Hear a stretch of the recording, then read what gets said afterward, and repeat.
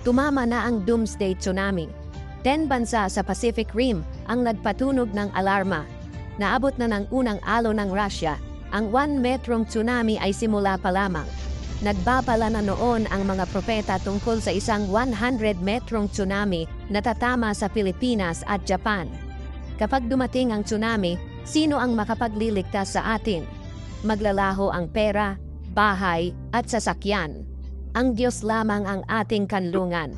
Sabi ng Diyos, "Ako ang inyong matibay na tore. Ako ang inyong kanlungan at ako ang inyong sandigan. Higit pa rito, ako ang inyong siyang makapangyarihan sa lahat.